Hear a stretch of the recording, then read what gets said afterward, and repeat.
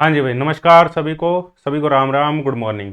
देखो, इस particular video में अपने बात करने वाले हैं CSIR नेट का जो कल रिजल्ट आया उसकी कट ऑफ के बारे में अपने बात करेंगे। जिसने अपना रिजल्ट चेक नहीं किया वो अपना रिजल्ट चेक कर लो। जो लिंक है वो तुम्हें डिस्क्रिप्शन में कंप्लीट मिल जाएगा। थोड़ा सा अपने कट ऑफ के बारे में बात करेंगे और इसके साथ साथ में अपने ये भी बात करेंगे भाई, जिनका सिलेक्शन नहीं हुआ है ना, उनको अब क्या करना है ना, उनके बारे में अपने बात करेंगे। और जिनका सिलेक्शन हुआ है उनको बहुत बहुत बधाई सबसे पहले तो। और जिनका सिलेक्शन नहीं हुआ है उनके लिए नेक्स्ट अपने किस हिसाब से अपने को आगे चीज़ें लेके चलनी है, ठीक है, उसके बारे में कंप्लीट डिस्कस करेंगे।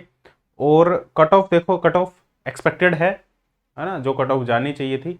वैसे तो कम प्रेडिक्शन कम ही हुई थी, पर वो लग रहा था क्योंकि ऐसा एग्जाम हुआ था, एक ऐसी कट ऑफ पहले गई हुई है, 110 नंबर भी कट ऑफ गई हुई है 55%। ठीक है, तो वो ऐसे नहीं है कि कोई बहुत मतलब है ना, हिस्ट्री में फर्स्ट टाइम ऐसा हुआ है, ऐसा नहीं है कि एक बार ऐसी कट ऑफ गई थी 110 नंबर। ठीक है, तो वो एक्सपेक्टेड थी। तो इसमें अपने बात करते हैं सबसे पहले। हाँ देखो, कट ऑफ की अपने बात करें और रिजल्ट। हाँ, इसके साथ साथ में रिजल्ट तुम चेक कर लेना अपना। हाँ, ये कंप्लीट कट ऑफ है, देखो भाई, ये कंप्लीट कट ऑफ है। तीन कैटेगरी में है, JRF और लेक्चरशिप और admission to PhD only candidate. अब JRF की अपने बात करें, फिजिक्स की बात करें तो 54.188 2 से मल्टीप्लाई कर दो तो लगभग 108 पॉइंट समथिंग 188, मतलब लगभग 18 दूनी 36, 108.3 जनरल की। जो JRF की कट ऑफ है 108, हाई कट ऑफ है ना, पेपर का लेवल भी वैसे ही था। पर भाई JRF के जो जनरल वाले हैं उनके लिए थोड़ी सी मतलब, क्योंकि ऐसे काफ़ी स्टूडेंट हैं जो JRF के स्टूडेंट हैं जिनके अच्छे मार्क्स आ रहे हैं ना, मेरे पास में ऐसे स्टूडेंट है काफ़ी, 100 नंबर आ रहे हैं, 104 नंबर आ रहे हैं, है ना, कई ऐसे 95 प्लस आ रहे हैं जिनके। ठीक है, उनके लिए थोड़ा सा दुख होता है ना, डेफिनेटली दुख होता है, अंदर से दुख होता है, क्योंकि इतना अच्छा स्कोर करके भी है ना आपको वो सीट नहीं मिल पा रही है। ठीक है, पॉलिसी ऐसी है, क्या कर सकते हैं, है ना, पर दुख होता है, पर अपनी किस्मत मान लो उसको, है ना, किस्मत ही है वो, है ना। अब वो तो दिखाई दे रही है हमें चीज़ें भी ऐसे ऐसे हो रही है ना, तो अपनी किस्मत मान लो, क्योंकि ये चीज़ ऐसे नहीं कि तुरंत प्रभाव से बदल बदल जाएगी, है ना, तो अपनी किस्मत मान के चलो उनको। और EWS की बात करें तो EWS 43x2, तो 43x2 लगभग 86 मार्क्स, 86.3। और ये है OBC थोड़ी ज़्यादा है, 88, है ना, 88 मार्क्स। अब ये 88 और ये 108, डिफरेंस देखो, 20 नंबर का डिफरेंस, है ना, 20 नंबर का डिफरेंस। जनरल में ऑब्वियसली सीटें भी ज़्यादा होती है, ऐसे नहीं कि, ऐसी बात नहीं है कि सब कुछ ही नुकसान है, सीटें भी ज़्यादा है, कैंडिडेट भी ज़्यादा है ना, इनके OBC के और SC ST के कैंडिडेट थोड़े कम हैं जनरल से, जनरल के कैंडिडेट भी ज़्यादा होते हैं। ठीक है, और SC की भाई 33, 66 पॉइंट समथिंग, ये 29 और ये 25। ST की 29, 29 को 2 से मल्टीप्लाई कर दो, ठीक है, तो ये लगभग कितना आ जाएगा देख लो। ठीक है, तो ये इतनी कट ऑफ है तुम्हारी। हाँ भाई, डिफरेंस OBC और इसमें अपने इनकी कट ऑफ में डिफरेंस देखे ना, तो इस बार बस नुकसान JRF जनरल वाले को, JRF का नुकसान है ना। वो इस वजह से भी हो जाता है क्योंकि मतलब मतलब नंबर ऑफ कैंडिडेट जनरल के कई बार ज़्यादा होते हैं, तो उस वजह से भी वो चीज़ें हो जाती है। बट हाँ, मतलब दुख की बात तो है, ऐसे नहीं है कि दुख नहीं है, दुख की बात तो है भाई, 108 नंबर बहुत ज़्यादा हाई कट ऑफ है। और OBC में डिफरेंस देखो ना, मान लो 5 नंबर 7 नंबर का डिफरेंस हो, तब तो अपने मान्य 10 नंबर का डिफरेंस हो, 20 नंबर का डिफरेंस आ रहा है डायरेक्ट, है ना। OBC की ये है 88, 44x2 88 मार्क्स, और वो है 108 मार्क्स, 20 नंबर का डायरेक्ट डिफरेंस आ रहा है। और अपने इसकी LS की देखें तो 48, 48x2 यहाँ पे आ जाएगा हमारे पास में 96, 97 ही मान लो, ये 97 पॉइंट समथिंग। और ये आ जाएगा हमारे पास में, इसको 2 से मल्टीप्लाई कर दो तो ये लगभग आ जाएगा 38 इन, और 76, 78, 78 ही मान लो, 79 ही मान लो ये, 79। और ये लगभग 80 मान लो इसको, है ना, ये लगभग तुम 60 मान लो, ये लगभग तुम 54 मान लो, ये लगभग तुम 50 मान लो। ठीक है, तो इस टाइप से है ये हमारे पास में।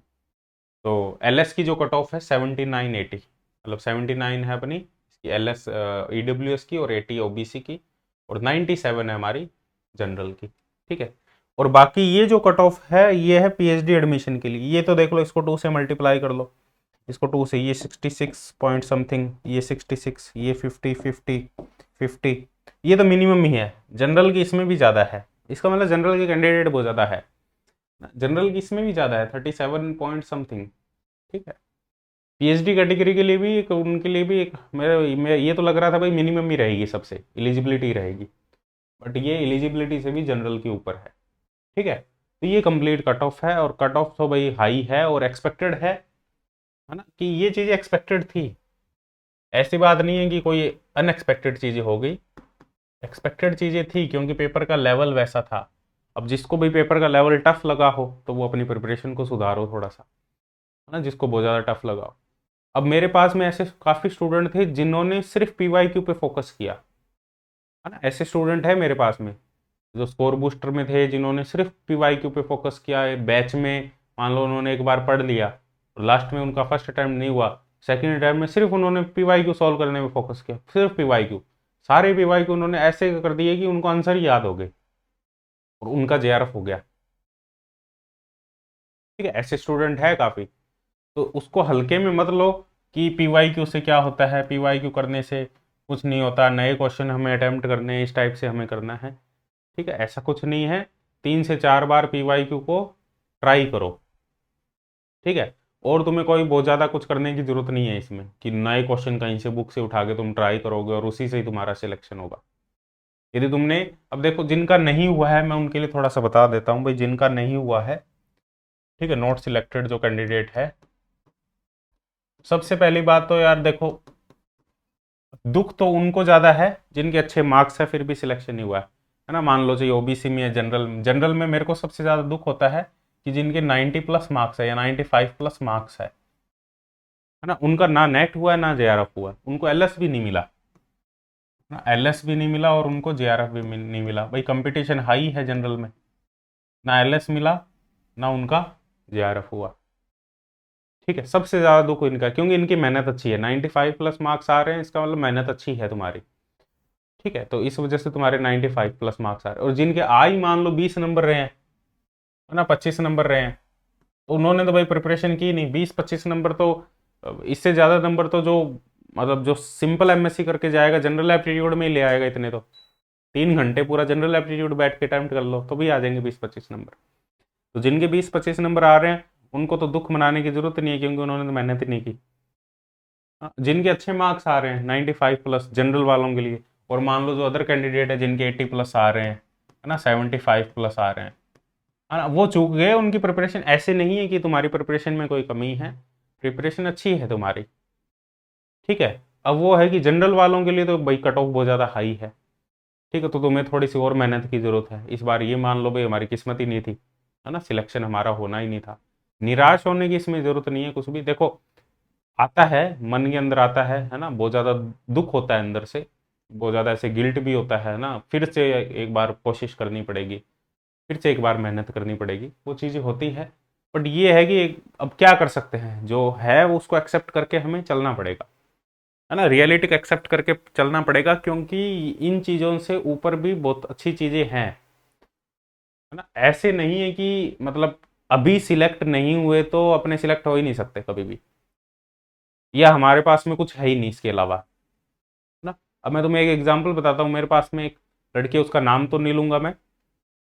अब उसकी गेट में ऑल इंडिया रैंक 21 है ना, उसका ना नेट हुआ ना एलएस हुआ ना जेआरएफ हुआ, और वो मेरे को मैसेज करके कह रही है सर मेरी तो ज़िंदगी खराब होगी, है ना, मैं क्या करूँ, मेरे को तो ऐसा लग रहा था सर आप मेरे से बात ही नहीं करोगे क्योंकि मेरा सिलेक्शन नहीं हुआ, है ना, और उसकी गेट में ऑल इंडिया रैंक 21 है। तो इस चीज़ को मत मानो कि तुम, मतलब तुम्हें ऐसा बनना है कि तुम्हें इन चीज़ों से थोड़ा फर्क कम पड़ना चाहिए। हाँ होता है कि एकदम से कुछ होता है लाइफ में, है ना, तो फर्क पड़ता है चीज़ों से, पर उस चीज़ को कंट्रोल करना भी आना चाहिए, तुरंत तुरंत दूसरे विचार भी आने चाहिए, सिर्फ नेगेटिव विचार ही नहीं आने चाहिए, तुरंत पॉजिटिव विचार भी डालने की कोशिश करो, हाँ, तभी वो न्यूट्रल होगी चीज़।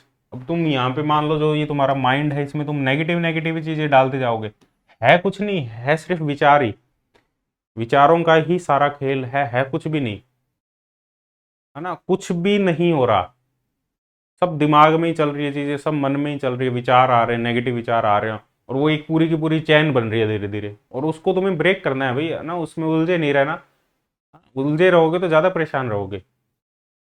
बात समझ में आ रही है? वहां पे एक पॉजिटिव विचार लाने की जरूरत है, पॉजिटिव थॉट लाने की जरूरत है, पॉजिटिव चीजें करने की जरूरत है ना, पॉजिटिव वीडियो देखने की जरूरत है इस टाइम पे, क्योंकि अभी निकलना है हमें। That is not the ultimate solution कि पॉजिटिव चीजें देखना। अभी के लिए अल्टीमेट सॉल्यूशन तो यही है कि वो लाइफ लॉन्ग सॉल्यूशन नहीं है ये कि तुम हर टाइम वीडियो देखते रहोगे पॉजिटिव ना। पर इस टाइम के लिए मान लो जिनको ऐसा लग रहा है कि भाई बहुत ज़्यादा ऐसा दुख हो रहा है अंदर से, है ना, तो अल्टीमेट सॉल्यूशन अभी के लिए यही है कि जितना हो सके एफर्ट लगा के, एफर्ट लगाना पड़ेगा वहाँ पे, ठीक है, एफर्ट लगा के पॉजिटिव चीज़ें देखने की, सुनने की, वो चीज़ें कोशिश करो। और इसके साथ साथ में जो अपने आगे के प्लान्स है ना, अब नेक्स्ट जो अपना नेट का एग्जाम आ रहा है ना, जून 2025, उसकी स्ट्रेटेजी बनाओ कि उसके लिए हमें क्या करना है। एक वीडियो डाल रखी है मैंने, उसका लिंक भी मैं डिस्क्रिप्शन में दे दूंगा। उसकी प्रॉपर स्ट्रेटेजी बनाओ। तो उसके लिए हमें क्या करना है, कैसे हमें प्रिपरेशन करनी है, अपनी कमियां देखो। सबसे पहले तो अपनी कमियां देखो भाई, अपने यही सबसे बड़ी गलतियां करते हैं, जो अपनी मिस्टेक्स है। सबसे बड़ी हमारी गलती यही होती है कि अपने उनको मिस्टेक्स को चेक ही नहीं करते भाई, हमारी मिस्टेक्स है क्या क्या, एनालिसिस ही नहीं करते कभी अपने ना। डर लगता है हमें एनालिसिस करने में अपने आप से, और उसमें एफर्ट्स भी लगता है एनालिसिस में, तो अपने एनालिसिस ही नहीं करते। तो सबसे पहला काम तो एनालिसिस करो भाई, क्या कमियां हैं, क्या कमी नहीं। अपने डायरेक्ट कहते हैं भाई मेरा नहीं हुआ, मेरे को कोई मतलब नहीं है ना, एनालिसिस से मेरे को, मेरा हुआ नहीं बस। अपने डायरेक्ट इस चीज़ पे अड़े रह जाते हैं, और वो फिर तुम्हें नेगेटिव नेगेटिव थॉट्स आते रहते हैं, और उसके बाद में तुम धीरे धीरे धीरे धीरे वो एक चेन बनती रहती है, और तुम नीचे नीचे धंसते जाते हो। ठीक है कुछ नहीं, माइंड का खेल ही है। कोई बाहर से तुम्हें ब्रेक थोड़ी कर रहा है, कोई बाहर से तुम्हें प्रेशर थोड़ी ना दे रहा है ना। लाइफ वैसी ही चल रही है ना, इंसान वैसे ही चल रहे हैं। कोई ऐसे थोड़ी ना, कोई कोई एक्सीडेंट हो गया जिसके बाद में हम, ऐसा हो गया, कोई बाहर से हार्म हो रहा है कुछ, सब अंदर से चीजें चल रही है ना। तो उसको ओवरकम करना भी तुम्हारे हाथ में है, कोई दूसरा आके तुम ओवरकम नहीं करेगा उस चीज को। तो वहां पे तुम्हें जो नेगेटिव एंटर कर रहे हैं थोड़ा, उनको पॉजिटिव में, पॉजिटिव थॉट ला के उनको न्यूट्रलाइज करना पड़ेगा तुम्हें। और ये एफर्ट का काम है, यहाँ एफर्ट लगेगा। एफर्ट इसलिए लगेगा क्योंकि इस चीज की प्रैक्टिस नहीं की कभी, है ना। जो मन ने किया वो करते गए, जैसा जैसा मन खेल खेलता गया वैसे वैसे अपने खेल चलता गया। कभी एफर्ट नहीं किया इस चीज के लिए। इस चीज के लिए एफर्ट करना पड़ेगा, है ना। इस चीज को, एक तो होता है कि टाइम के साथ में ये खुद ऑटोमेटिकली धीरे कम हो जाएगा, यदि बहुत ज्यादा तुम नेगेटिव थॉट में नहीं उलझो, थोड़ा इन्वॉल्व हो जाओगे लोगों के साथ में, घर वालों के साथ में ना, मौज मस्ती में थोड़ा सा इन्वॉल्व हो जाओगे, तो ये ऑटोमेटिकली कम हो जाएगा। पर वो ऑटोमेटिक वाला काम हमें नहीं चाहिए अब, है ना। अब अपने इतने समझदार हैं, हमें ऑटोमेटिक वाला काम नहीं चाहिए कि टाइम के साथ में ऑटोमेटिकली हील हो जाएगा। तो ये वो चीज़ नहीं है कि तुम्हारे हाथ में नहीं है हील करना, है ना। तुम्हारे हाथ में है इस चीज़ को हील करना, और इसको हील किया जा सकता है न्यूट्रलाइज करके, पॉजिटिव थॉट्स डाल के। इस टाइम पे यही ऑप्शन है, और आगे का आगे भाई एक्सप्लोर करो चीज़ों को, है ना। कि ऐसा क्यों होता है, ऐसी बहुत ऐसी चीज़ें, एक ऐसे तो है नहीं कि तुम फर्स्ट टाइम फेस कर रहे हो, है ना। बहुत बार ऐसी चीज़ें फेस की है तुमने, फिर भी गिर जाते हो बार बार, है ना। ऐसे तो है नहीं कि जिनका मान लो सेकंड अटेम्प्ट थर्ड अटेम्प्ट में नहीं हुआ, और कोई और एग्जाम पहले था उसमें भी नहीं हुआ था, तो ऐसा तो है नहीं फर्स्ट टाइम में ये सारी चीज़ें तुमने फेस की है। जिन्होंने ये चीज़ें फर्स्ट टाइम में फेस की है, उसको तो ऐसा लग सकता है भाई हाँ ठीक, अब मैं कैसे बाहर निकलूँ इससे।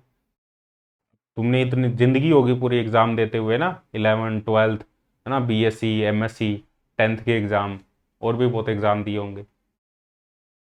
समझ में आ रही है बात? तो हर हर बार ऐसे थोड़ी ना रह सकते हैं अपने, है ना। अंदर का ये युद्ध है, अंदर के युद्ध को ही जीतना पड़ेगा, और यही सबसे खतरनाक काम है। इसी को ही जीतना सबसे मुश्किल है, और इसको जिसने जीत लिया उसने लाइफ को जीत लिया। अब लाइफ को जीतना ये नहीं कि बाहर से मैंने चीजें कलेक्ट करके अपने पास में रख ली तो मैंने लाइफ को जीत लिया, क्योंकि that is not permanent. Permanent है ही नहीं वो चीजें।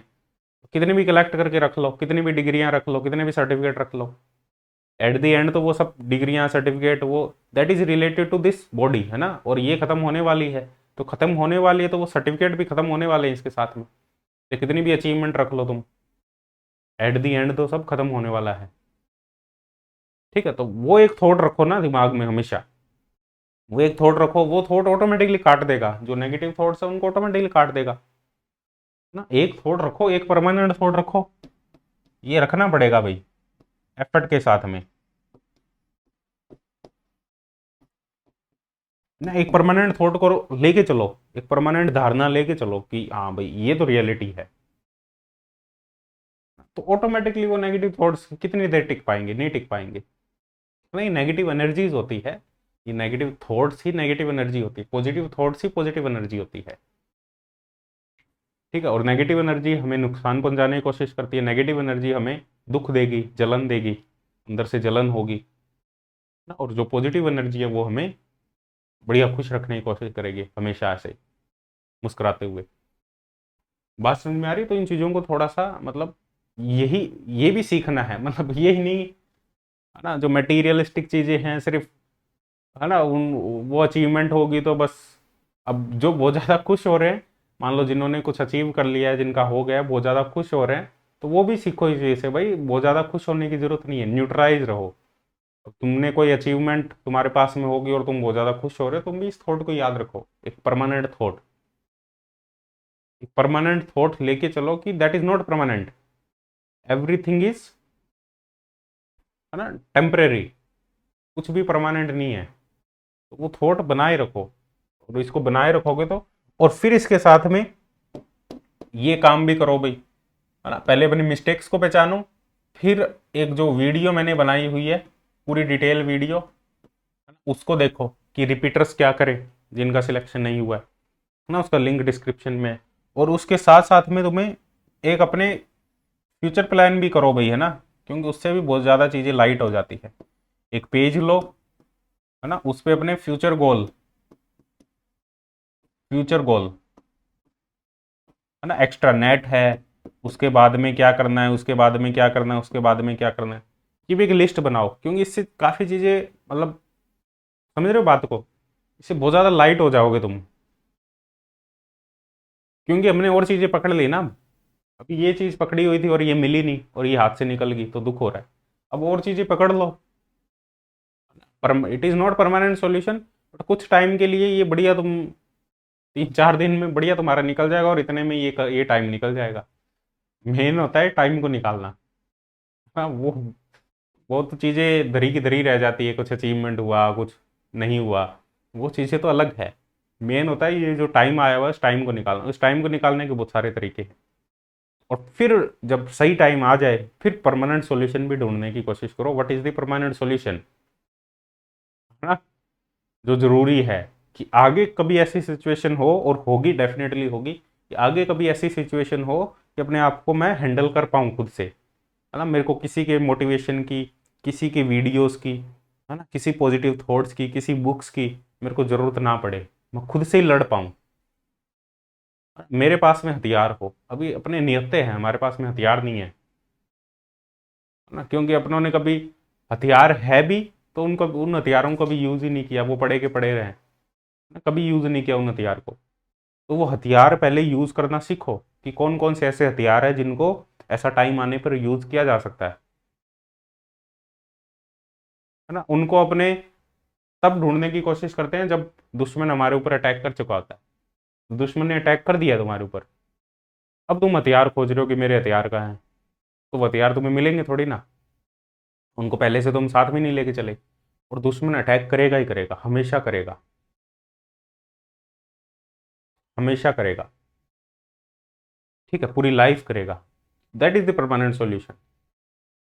बात समझे? अभी तो तुम बाहर से ही सहारा लो, है ना, पॉजिटिव वीडियोस, परमानेंट थॉट्स को कुछ क्रिएट करो, पॉजिटिव वीडियो जितना हो सके पॉजिटिव करने की कोशिश करो, और सेवा करो थोड़ी सी, है ना, और सेवा करो थोड़ी सी, जो भी तुम करते हो।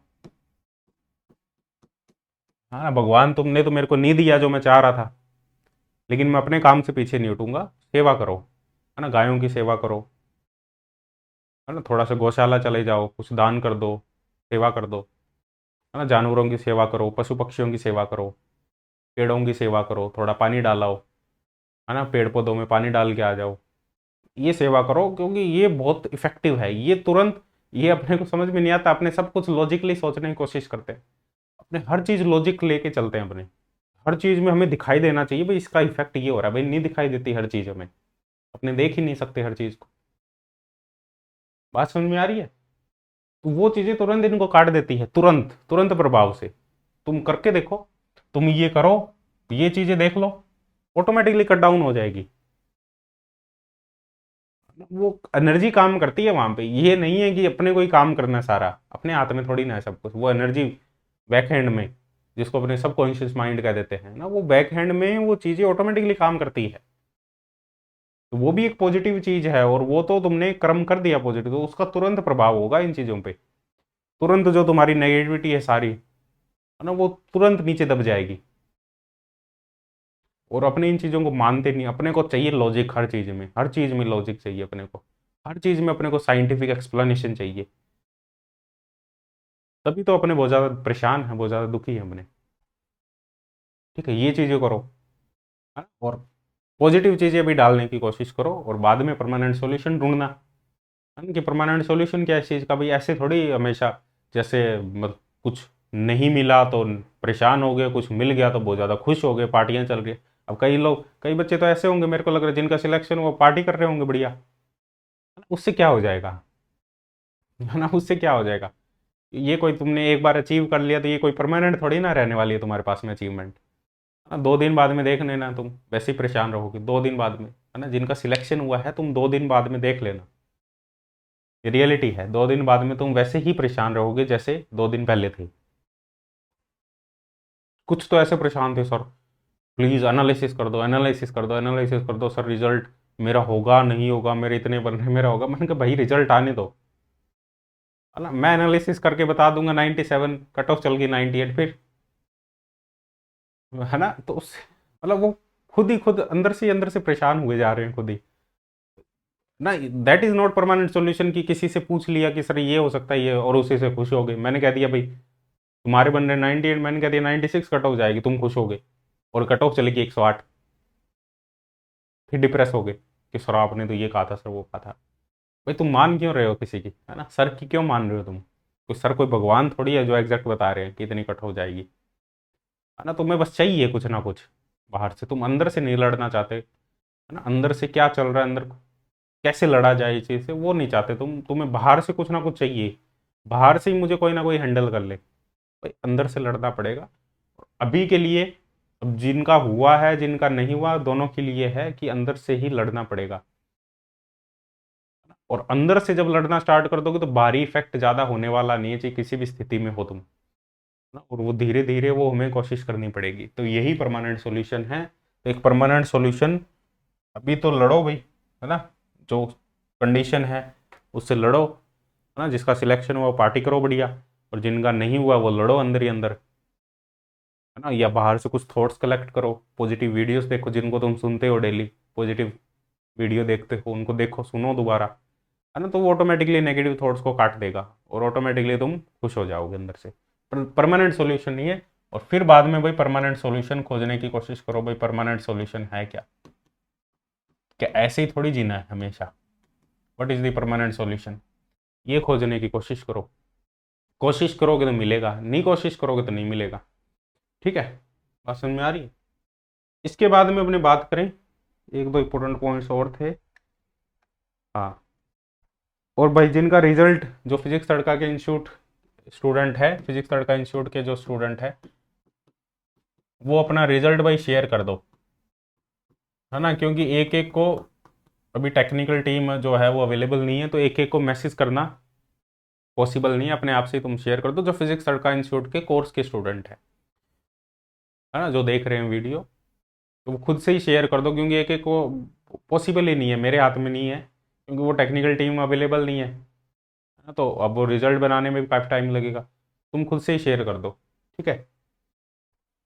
हाँ, और इसके बारे में और अपने बात करें, और मैंने कुछ पॉइंट्स लिखे थे। हाँ, और स्ट्रेटजी मैंने आगे बता दी तुम्हें कि क्या करना है। और इसके बाद में, हाँ, अब जो नए स्टूडेंट है, मान लो जिनका फर्स्ट अटेम्प्ट था ये वो, उनके लिए मैं कंप्लीट वीडियो बनाऊंगा भाई, है ना। पूरा complete preparation strategy, preparation strategy for December exam, ये कंप्लीट एक वीडियो मैं बनाऊंगा। सेल्फ कैसे प्रिपेयर करें, सेल्फ के लिए जरूरी नहीं है ये मैं कोर्स के लिए ही कर रहा हूँ, सेल्फ के लिए भी मैं बताऊंगा इसमें सारी चीज़ें, और कोर्स तो अपना है ही, है ना। तो इसमें सेल्फ के लिए भी सारी चीज़ें बताऊंगा, सेल्फ कैसे प्रिपेयर करें, है ना, दिसंबर एग्जाम के लिए। और इसके साथ में अपने एक स्कोर बूस्टर कोर्स भी कुछ ही टाइम में लॉन्च कर देंगे, score booster for June 2025 exam.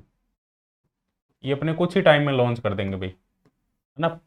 10 दिन के अंदर अंदर कोर्स लॉन्च कर देंगे पूरे शेड्यूल के साथ में, ठीक है। तो ये ज्वाइन कर सकते हो तुम। दिन का मान लो प्रिपरेशन थोड़ी कम है, ताकि अपनी प्रिपरेशन को तुम बूस्ट कर सको, और थोड़े मार्क्स से यदि रह रहे हो तो उसको बढ़िया तरीके से कर सको। फीस कम ही रखता हूँ मैं, है ना, कम ही फीस होगी इसकी भी। और इसके अलावा तुम्हारे कोई भी डाउट है, जिनका सिलेक्शन हुआ है ना, और या जिनका नहीं सिलेक्शन हुआ है, कोई भी डाउट है तो कमेंट सेक्शन में ज़रूर पूछो, ठीक है। तो मिलते हैं नेक्स्ट सेशन में, बाय बाय, टेक केयर।